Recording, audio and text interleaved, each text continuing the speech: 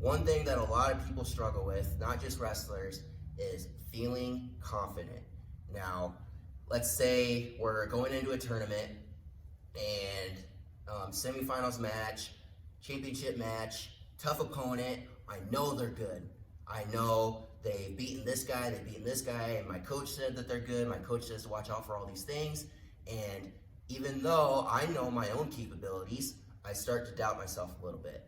I start to question if I'm good enough to be able to beat this guy. I know it's going to be tough, but am I good enough to beat this guy?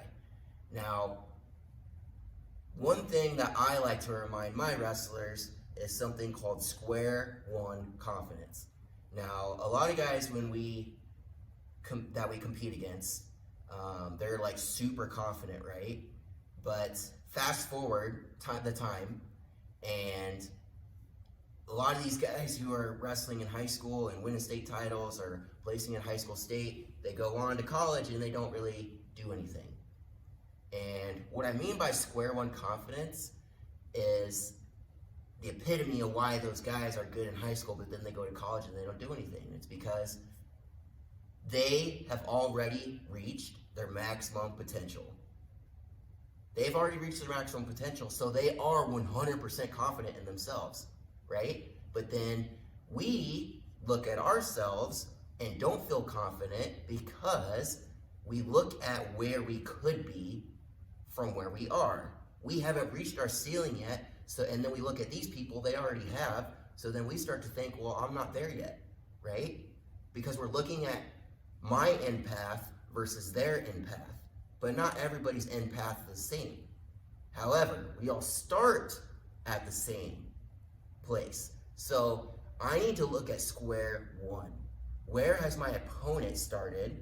Where have I started? Where are we in comparison to square one? Because if he has already reached his max in high school and I'm going up against him and I don't really feel confident because I know I'm not the Olympic champion, world champion that I want to be yet, he's confident in himself because a state champion is what all his goal ever was, right? He doesn't have anything past that. Like, he's already reached his potential. But deep inside, like, I know my potential's higher, which is why I don't feel confident, because I know there's still more work for me to do. But if I change that perspective, anytime we're talking about mindset, mental health, anything like that, we're always talking about changing perspective.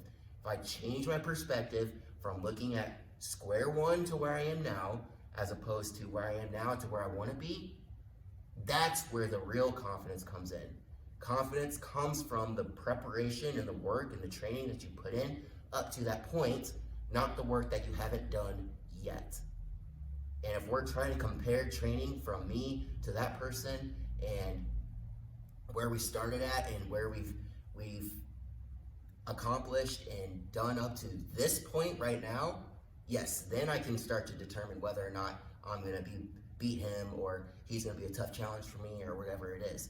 And that's a reason to feel confident. A reason to feel confident in what I've done, what I've prepared for, how I've trained. Not the things that I haven't done yet that this guy's never ever going to do because he's already reached his ceiling. So looking back on if we're not feeling confident, making sure that our perspective is in the right frame, making sure that we are looking at square one confidence, not that future confidence, not potential confidence. Square one confidence, that's where it's at.